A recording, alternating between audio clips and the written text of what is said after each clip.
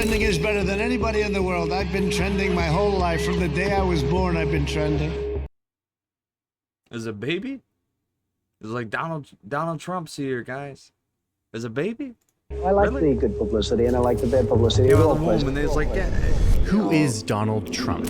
A while back I realized that for all the attention Trump gets, I actually didn't know much about his life, how he rose to become one of the most powerful people on the planet, and what his life and career can teach us about what he really wants. I didn't know any of that. So I delved in to try to better understand how he rose to power, and most importantly, why there are so many products with his name and face on them. It is not a toupee, okay? Okay? All right. Will you please inform the public? So join me as we explore the rise of Donald Trump. Rich, ruthless, and famous, known for the buildings he's built and the wives he's divorced. He played Monopoly, but more than Monopoly, he played with building blocks. Always with building blocks. Donald Trump was born in Queens, New York, a river away from the gleaming skyline of Manhattan. He was a middle child of 5 kids, the son of an immigrant mother from Scotland who ran the Trump home and who was known for her charitable work in the community. But in Trump's telling, his father was his greatest influence. My father built low and moderate income housing in Brooklyn and Queens. His dad made a big fortune taking advantage of post-World War II government programs that funded affordable housing complexes during New York's rapid growth. By all accounts, Fred Trump was an obsessively hard worker, saying that he was successful because he could, quote, squeeze 9 days of work into a 7-day work week. Growing up, young Donald was the rich kid on the block.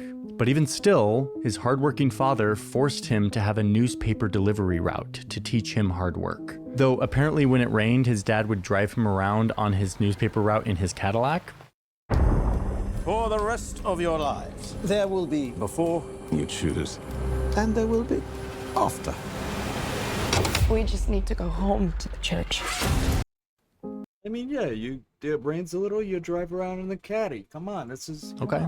Fred Trump focused on teaching his son the ways of the real estate business, taking young Donald to construction sites from a very young age. He instilled in his son a deep drive to win at anything you do, to be the winner. He would tell Donald that he was raising him to be a king, and that he must become a killer at anything he did. He was tough on Donald, because he wanted him to be a winner. At school, Donald Trump was, in his own words, aggressive. His music teacher, who died in 2015, once said that, quote, there are certain children who need attention all of the time.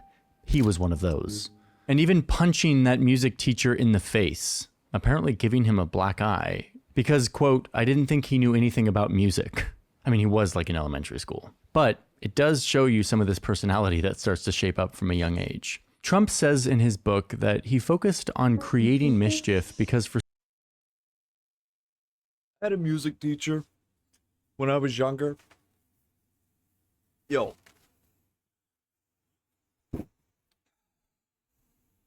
That lady was so angry.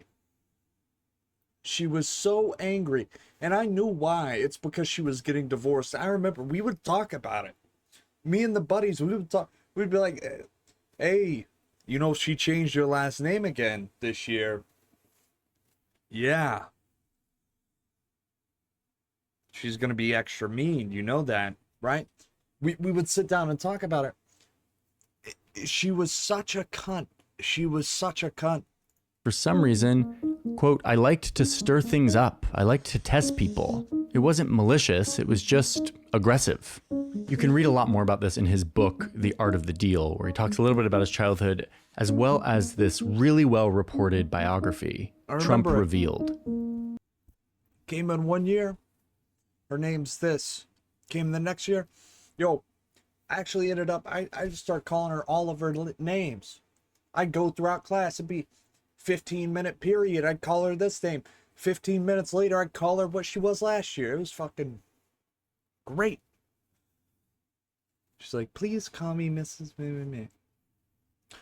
Okay, Mrs. Ba.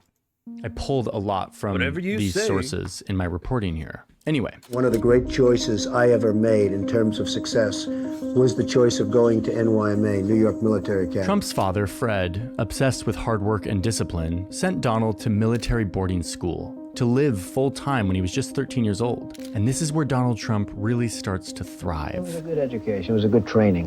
It was a good training. I enjoyed it. From my reading, this military academy was pretty intense. It was a place where, quote, physical brutality and verbal abuse were tolerated and encouraged, both in hazing new students and physical disciplining from teachers. Trump actually thrived on this kind of intense structure. It helped fire up his competitive nature, and soon he would be getting good grades and winning medals for things like having the cleanest room, or the shiniest shoes, or the best made bed, all while going around telling fellow students that, quote, I'm going to be famous someday. And this is where I want to start to make a list of some of Donald Trump's core beliefs that start to become clear from a young age. This is stuff we'll see over and over again, and I want to make a list. First and foremost, the guy is obsessed with winning. You see this all over his childhood and the rest of his life. I was a great baseball player. What position? First base. Catcher, first base. Trump was super into baseball. His baseball coach recounts that, quote, Donald always had to be number one in everything. He would do anything to win, and he wanted people to know that he was first. So teenage Donald Trump spends the school year thriving at military academy, eventually rising to the rank of captain over the rest of the cadets, and then spending summers back in Queens working with his dad, learning the ways of the real estate business. Both of these experiences are very formative and lay the foundation of who he will become and what he will do in his future. That future continues when he goes off to college. I went to an Ivy League school. I'm very highly educated. I know words. I have the best words. Trump gets into college and he still doesn't know exactly what direction he's going to take. He considers going to film school in LA to become a filmmaker. My other fantasy as I got older was to do movies. I wanted to be a movie maker. Man, what an alternative world that would be. Donald Trump, the movie director. Down the hall and to the left. Thanks. I like keeping a low profile. If only. But ultimately, he decided to follow his father's path. He studies economics and business, and this is like during the 70s. There's a war going on in Vietnam. Young men are being recruited, but Trump qualifies for an educational deferment, meaning he gets out of the draft 4 times because he's going to college. Once he got out of school, he would have been eligible for the draft, but he qualified once again for a deferral because of a problem with his heel bone. Though there is some controversy around this, because the doctors who wrote Trump's deferral recommendation both lived and or worked in buildings owned by Fred Trump. I'm not gonna care too much if he didn't go to the military, honest to God. If I was in this situation and there was a war draft going on, I think I'd do anything possible. And I don't promise you, because if there is a war going on, something's hurt, I mean, I have problems, lots of them, and yeah.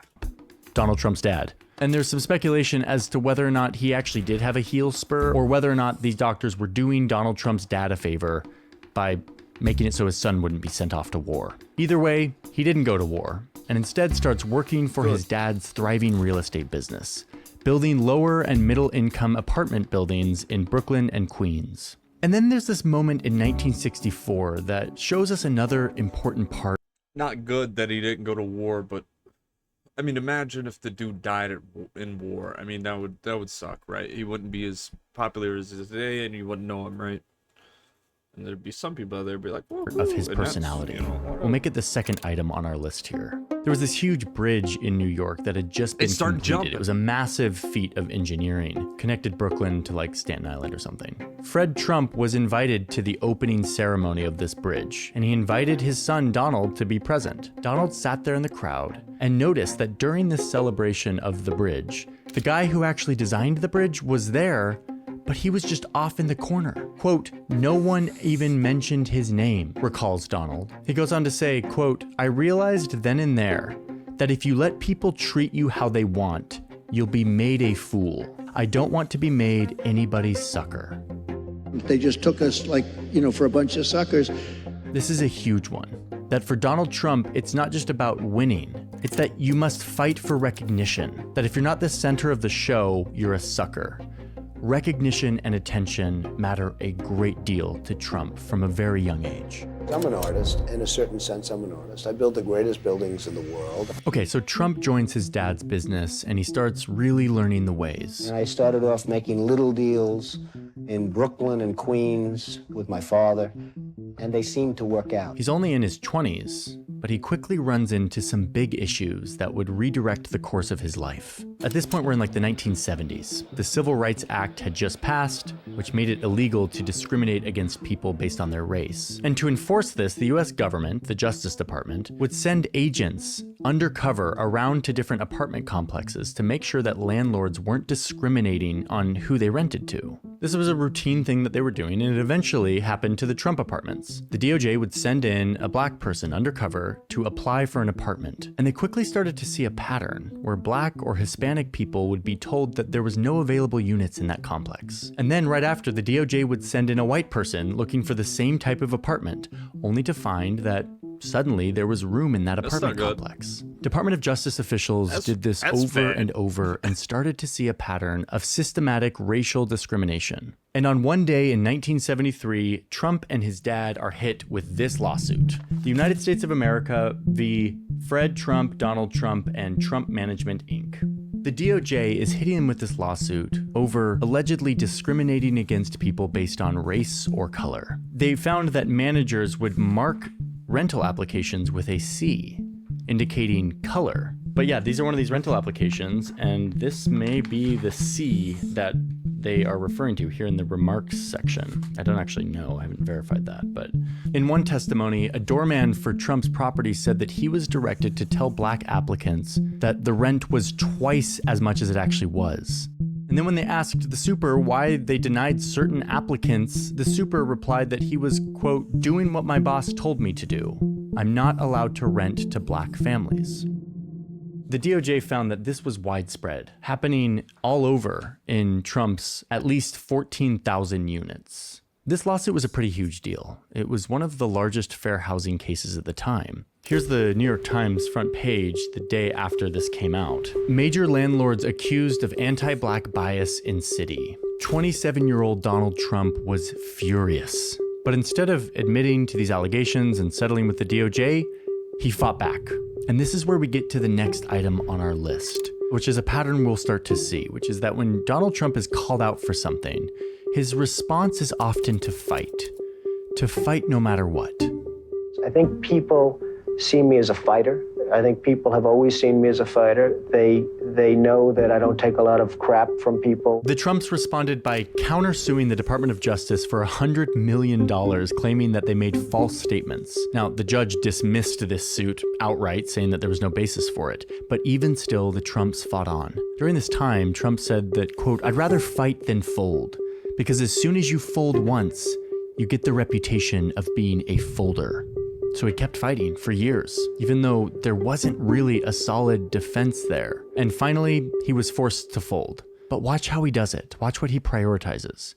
He strikes a deal with the DOJ that allows him to admit no wrongdoing, but that would require him to make a bunch of changes, like emphasizing that his apartment complexes are open to people of all races, taking out ads in the paper saying that Trump apartments actually do welcome black renters. But he didn't have to admit any guilt, and that is a point of pride for him. We settled the suit with no admission of guilt.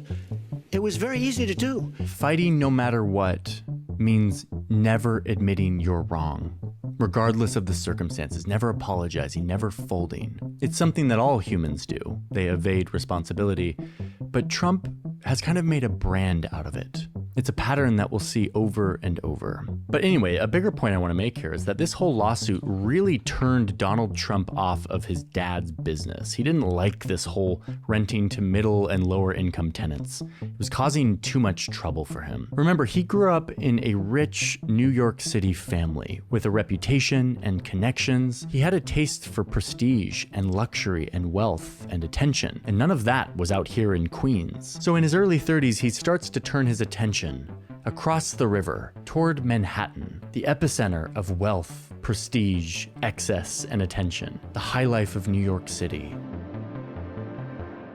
And it wouldn't be long before he was at the top of it all. And this is where we need to take a slight diversion, and for that, I'm going to sit over here. You've heard me Isn't talk that- about NordVPN enough from using to listening for today's video is full of in fact, let's get back to Donald Trump, see if it adds whatever you What's your the, channel. what's the But it thing? also, if you use my link, is nordvpn.com/JohnnyHarris. When you click the link, you support this channel, but it also gets you in on 4 extra months of NordVPN when you sign up or whatever. You can, yeah, thank you NordVPN for sponsoring today's video. Okay, let's get back to Donald Trump's story. I've never seen anything to the extent that I have in New York. It now, from a real estate standpoint, has probably become the hottest city in the world. People are flocking here by droves. Well, they weren't flocking here by droves right away. In fact, when Trump moved to Manhattan, Manhattan was kind of a city in decline. It was full of empty, crumbling buildings, kind of like a faded memory of its glory days. But Trump came in with a huge vision, a huge enthusiasm to resurrect the city at a time when most investors were pretty sheepish about putting their money in this crumbling city. Check out this New York Times feature on Donald Trump around this time. Tall, lean, blonde with dazzling white teeth, a glib, non-stop talker who believes that, quote, New York is either going to get much better or much worse. And he's predicting that it's going to get, quote, much better. It was a pretty good prediction.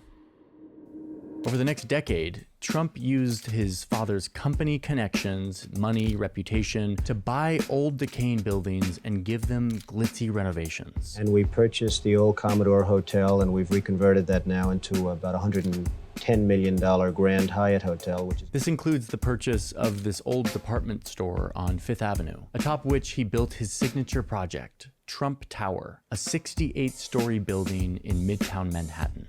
Or was it 58 floors? Trump sort of has a habit of like exaggerating the number of floors in his buildings. Anyway, the point is, the city kind of loved it. It was a welcome renovation, a unique style of a building, but no one loved it more than Donald Trump himself because he was winning. In a very short time, he had broken away from his life and business in Queens and built a temple unto himself, a physical expression of his love for opulence and status and exclusivity and attention. Trump Tower, a creation which holds a shopping area where if you have to ask the prices, you don't belong there. Marble, gold, columns, waterfalls, mahogany woodwork, chandeliers, and for Trump and his family, a massive 3-story penthouse that looks like a European palace had a baby with Las Vegas. But remember, winning is not all that matters to Trump. Next, he needed to make everyone know about it. And he needed to control the narrative. The story couldn't be that he had grown up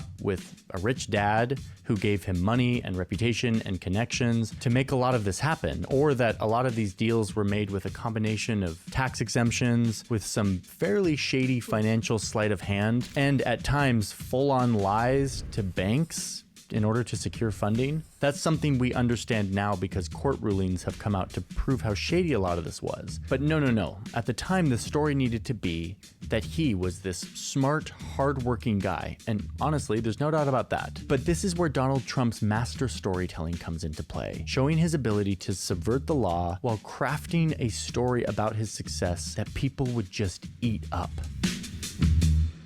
And a big part of that storytelling is reflective of another one of his core beliefs, that people want to be sold a fantasy. I mean, and I'm not speculating on this. In his book, he says that, quote, I play to people's fantasies. People may not always think big themselves, but they can still get very excited by those who do. That's why little hyperbole never hurts. People want to believe that something is the biggest and the greatest and the most spectacular. This is truly one of the most important things on this list, because I think he's right.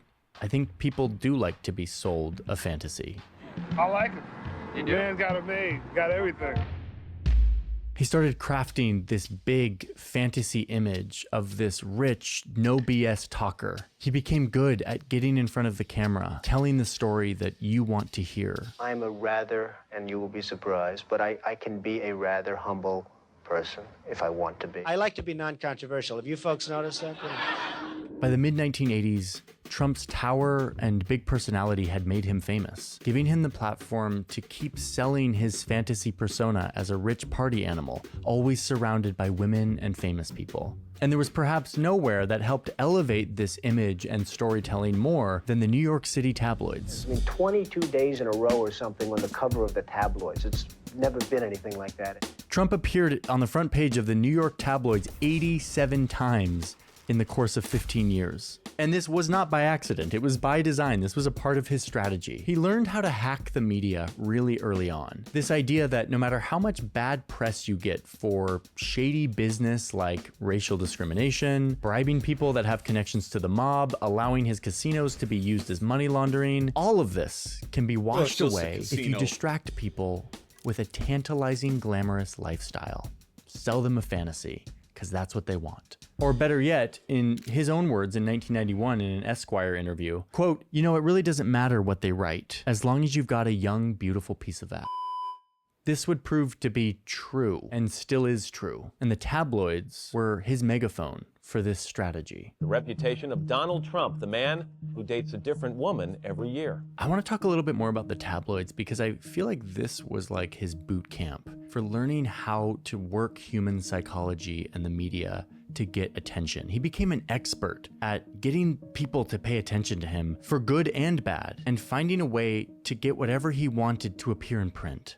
Like, for example, when the tabloids were covering his struggling marriage with his first wife, Ivana Trump, who he later had 3 children with, he and Ivana faced off, trying to shape the tabloids' narrative by fostering relationships with different columnists and planting information. Trump had been having an affair with actress Marla Maples, who later became his second wife and the mother of his 4th child. And this affair, this tension, became so juicy to the New York tabloids. It was everywhere. And instead of hide from it, Trump fueled it because it added to his image. It was these years where he really learned that all press was good press. He also got really good at planting rumors, using fake names like John Miller or John Barron. Yes, I'm literally saying that Donald Trump would call journalists and pretend that his name was John Barron to give them information that would benefit himself, Donald Trump. Like here he is in 1984, calling a Forbes reporter who was assembling a list of the 400 richest Americans. Okay, what's your first name, John? John Barron. Even though it sounds just like Trump, we know that it's him pretending to be John Barron, saying that he's the vice president of the Trump Organization, and saying that he knows how much Trump owns of the family business, and thus how rich Trump is. Okay, and would you say, in excess of 90% of the ownership, I believe? I'd say in excess of 90. In fact, well, it's really closer to even the ultimate, but it's in excess of 90%, yes. If it's not obvious, he's lying. He's playing pretend. He didn't own 90% of his dad's business. And guess what? It totally worked. Forbes ended up coming out with a list that said that Donald Trump was worth $100 million. But later we learned that he was only worth $5 million. Man, if only it was that easy today. Like, reporters not skeptical back then? This guy obviously sounds like Donald Trump. I mean, listen to him. Just consolidated. I think last year somebody showed me the article, and I think you had 200 and 200, and really it's been pretty well consolidated now for the most part. And if you're skeptical, Trump himself testified in court that, quote, "I believe I occasionally use that name," referring to his use of John Barron as a fake name. And as his baseball coach said way back when he was a teen, Trump will do anything to win. Oh, and just let's be clear though, the definition of winning here isn't what most of us think of, which is being the best at something while following the rules that everyone else follows. To Trump, winning means making people think you won, making people think you're worth $100 million, even though you're really worth $5 million. The truth doesn't matter. The perception matters. He gave them the drama that they wanted about his divorces and relationships, and in exchange, he got the attention that he craved and that he used to craft his image. So far this is my list, my interpretation of what motivates this guy, what he really believes, how he thinks, and how he's used that to be successful. First in real estate development, but soon in much, much more. Man who was the darling of the 80s is seen in the 90s as a man in trouble. This surely will be my favorite. Well, this is entertaining. I mean, it seems like he's, yeah, that's what, it's kind of how you gotta act, I guess. Favorite part of the video. You don't have to act that way, but it probably helps. Because it's about to get wild. There is a new billionaire in town. Trump's the name. Donald Trump is a major deal maker, a swashbuckler. Throughout the 80s and 90s, Trump's name starts to appear on everything. Trump Magazine, real estate and luxury living. Dear reader, Over the years, I've developed an intensely cogent philosophy. And then he launches an airline. Donald Trump bought the Eastern Shuttle for a price tag of $365 million. The Eastern Shuttle is no more. Tomorrow morning it will be the Trump Shuttle. Planes with leather seats, faux marble, gold-plated sinks, carpet that was so thick that the flight attendants couldn't push their drink carts. To which Trump responded, unsurprisingly to anyone, tell them to push harder. We are going to run the best airline in the industry, and we really don't anticipate any problems. The airline did fail within a couple of years, but remember our rules, we don't admit defeat. He claimed that it was a success. He launches a board game, Trump the Game, which is effectively Monopoly, but with a few tweaks. We got the instruction booklet with faux marble texture. I would be disappointed with anything less. We got $100 million bills, Monopoly money with Trump's face on it. You got real estate, you got investors, you got casinos, hotels. The game represents everything that Trump wants you to believe about him and parts of his real life. He had built a real estate empire. I win. You always win. Trump opens a slew of casinos in New Jersey that helped revive Atlantic City. These casinos were over-the-top, excessive luxury, just like everything Trump touched. He helped start an American Football League to compete with the NFL. And the answer is we are in a form of war right now with the NFL. There's no question about it. That didn't work out. He launched a vodka brand. I have it right here. Success Distilled. Even though, side note, Donald Trump doesn't and apparently hasn't ever drank alcohol. I'm glad I'm not a drinker. I mean, I've never had a drink in my life. This also no longer exists and was very expensive, but I did it for the fans. $120 on sale. The world's finest super premium vodka. Like, it sounds like Trump, his wording, like, I swear, it's just like super premium, the finest, the best, like everything's the best. Everything's the best. And then, of course, there's the beauty pageants. A big part of Trump's image was that he was consistently surrounded by women. So he bought up major beauty pageants. You know, they're standing there with no clue. Is everybody okay? And you see these incredible looking women. And so I sort of get away with things like that. At least 26 women have come out publicly accusing Donald Trump of some form of sexual misconduct. This includes his ex-wife, who accused him of sexually assaulting her, but then later softened the allegation after a legal settlement. Anyway, this is a long list of women and accusations that each have a specific context and results. But it includes one case where Trump was found guilty for sexual abuse. Now, he denies all of this. That is until he thinks he's not being recorded. I gotta use some Tic Tacs just in case I start kissing her. You know, I'm automatically attracted to beautiful. I just start kissing them. It's like a magnet. Just like, I don't even wait. And when you're a star, they let you do it. You can do anything. Whatever you want. Grab them by the I can do anything. But this didn't stop Trump from continuing to rise as an icon of relatable fame and fortune. He continues to put his name on everything. You said grab him by the pussy? I mean, that's kind of funny. It's not, of course, when there has been something that come out said you sexually assaulted someone, and then you start saying grab him by the pussy, well, okay, now that's pretty bad. But before, just saying grab him by the pussy, that's not like, oh, you can grab him by the pussy. It's like,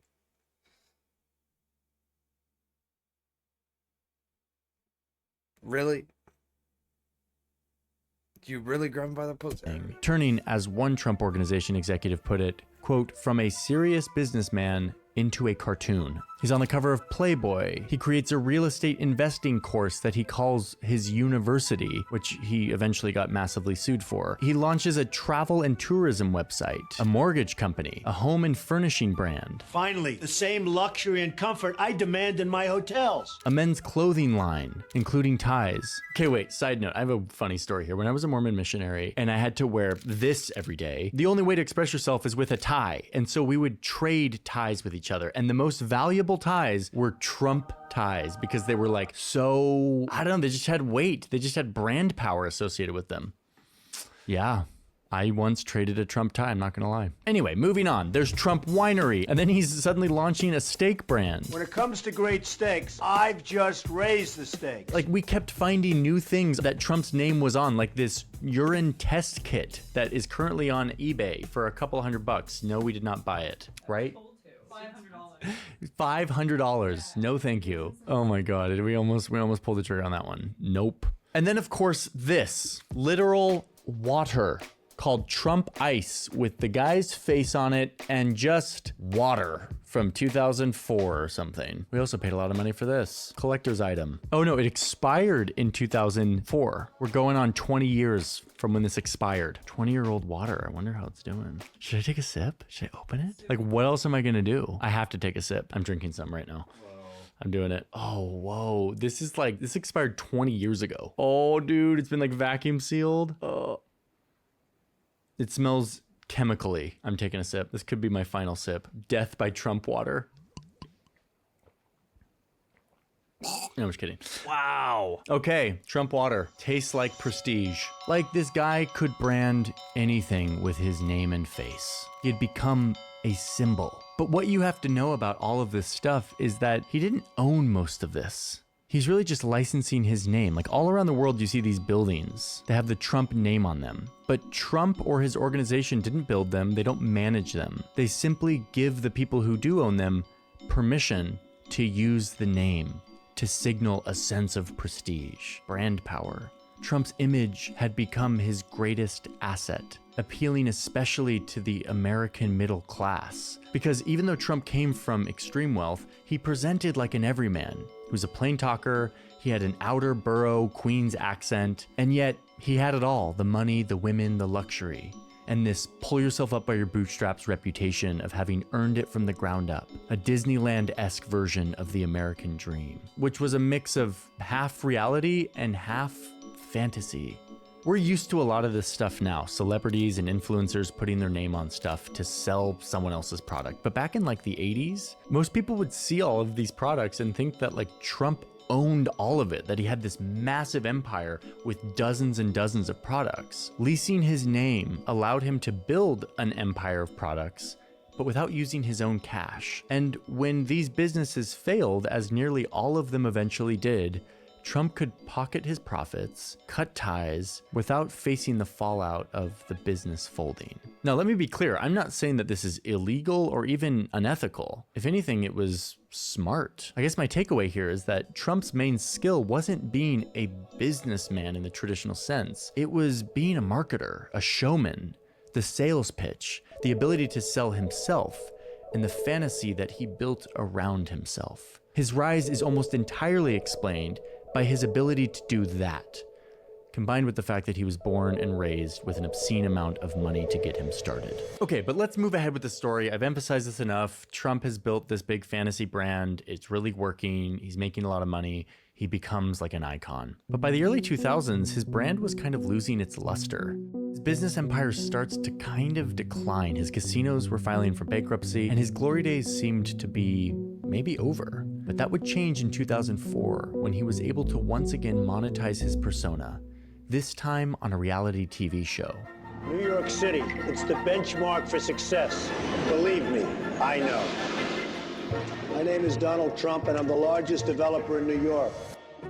The concept was the brainchild of the creator of the reality TV show Survivor, and it was pretty brilliant. Trump would be the boss, looking over his vast business empire, and there would be contestants who would compete to impress the big boss enough to get hired. This ended up being a powerful premise for a dramatic show. It was a massive success, bringing in tens of millions of viewers and rejuvenating Trump's persona, actually elevating it. A household name for many Americans who would tune in to watch him act out this role that he had been preparing for his whole life. The showman in the spotlight, entertaining people while also building his brand and his image as a ruthless businessman. You're fired. Oh my God, oh my God. The Apprentice with Trump lasted for 14 seasons and laid the foundation of what would happen next.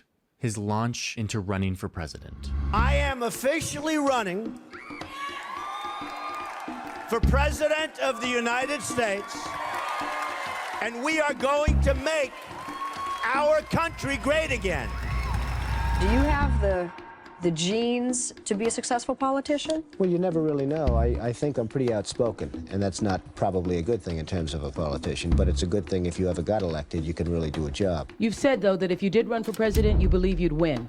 Well, I don't know. I think I'd win. I tell you what, I wouldn't go in to lose. I've never gone in to lose in my life. Trump had flirted with running for office a few times On before. the Republican side, there's speculation that developer Donald Trump may throw his hat into the ring. But it was only in the 2000s, while he was crafting his image on The Apprentice, that he started to insert himself into politics more and more. Like in 2008, when he challenged whether or not then candidate Barack Obama was actually an American citizen. More recently, Donald Trump have questioned President Obama's citizenship. We have to look at it. We have to see, is it real? Now, this was an overt display of racism that did not land well with a lot of Americans, and it coincided with a sharp decline in The Apprentice's ratings. Eventually, most of Trump's branded ventures would go on to fold, and once again, he seemed to be on course for being a name of the past. But we know this guy by now. He is fueled by an endless desire to win and be recognized for it, and he had a pretty tried and true playbook to do it. So in 2015, Trump descended an escalator and threw himself into the spotlight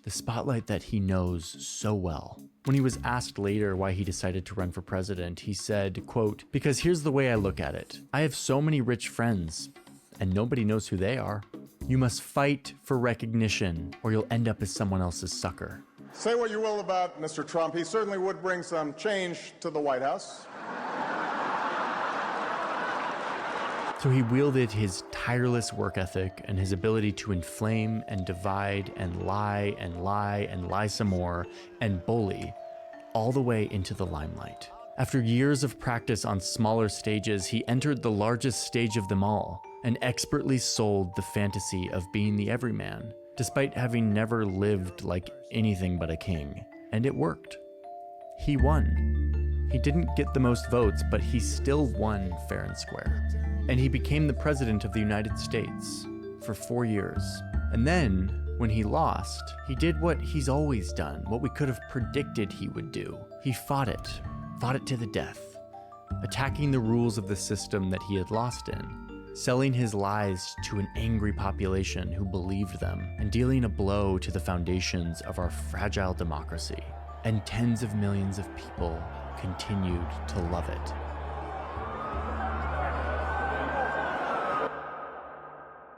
There's a reason why Republicans who understand how power works are scared that he's back, that he's running for president again. Dick Cheney, the epitome of a conservative Republican, said that, quote, "In our nation's 248-year history, there has never been an individual who's a greater threat to our republic than Donald Trump. He tried to steal the last election using lies and violence to keep himself in power after the voters rejected him. He can never be trusted with power again." He's one of the many Republicans, including his previous vice president, who understand how our country works, how delicate our system is, and who see clearly how this person does things. And it scares them. It scares them for the very existence of our country. This is not typical political fighting.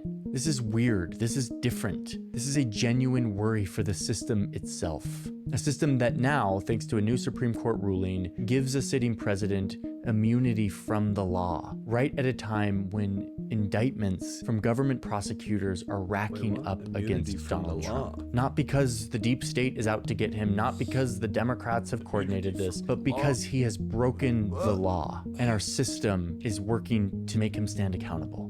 Today, an indictment was unsealed, charging Donald J. Trump with conspiring to defraud from government. A system that now, thanks to a new Supreme Court ruling, gives a sitting president immunity from the law, right at a time when indictments... The fuck? What do you mean? Giving immunity from the law. That's what the president's there for.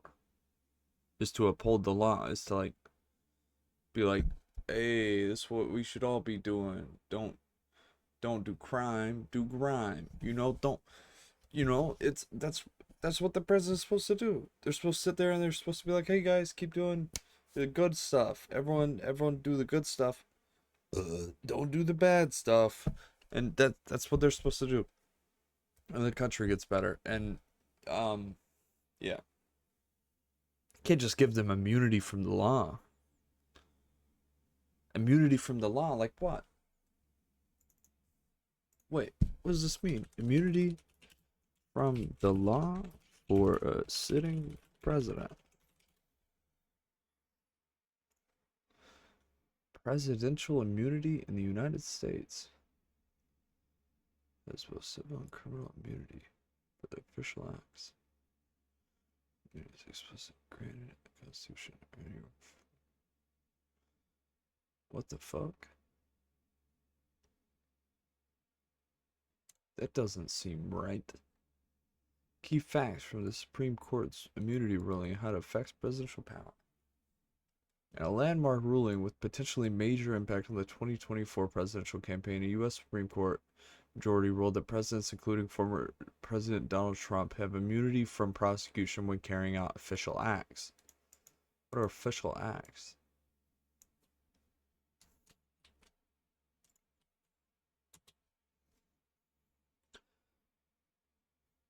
An official act is a decision or action on a question, matter, cause, suit, proceeding, or controversy. What's that mean? The question, matter, cause, suit, proceeding, or controversy must involve a formal exercise of governmental power that is similar in the nature to a lawsuit before court, termination before an agency, or a hearing before a committee.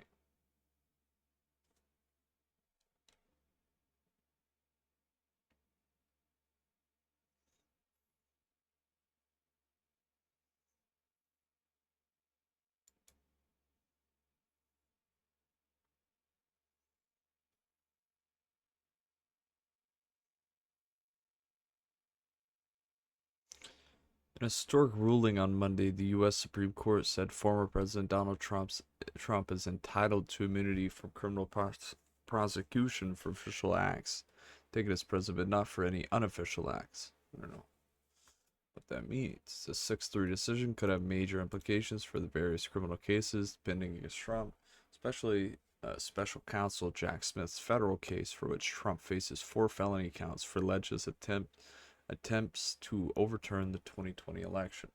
What constitutes an official versus an unofficial act by the president is not precisely defined in the opinion, and Chief Justice John Roberts acknowledged it could raise difficult questions.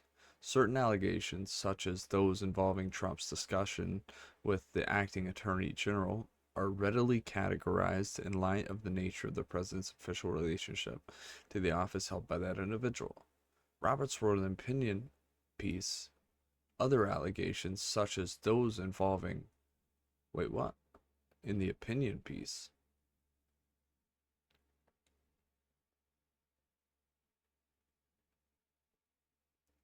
Other allegations, such as those involving Trump's interactions with the vice president, state officials, and certain private parties, and his comments to the general public, present more difficult questions.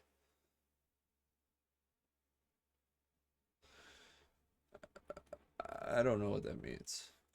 From government prosecutors are franchise voters and conspiring and attempting to obstruct an official in the law, and our system is working to make him stand accountable. Today, an indictment was unsealed, charging Donald J. Trump with conspiring to defraud the United States, conspiring to disenfranchise voters, and conspiring and attempting to obstruct an official proceeding.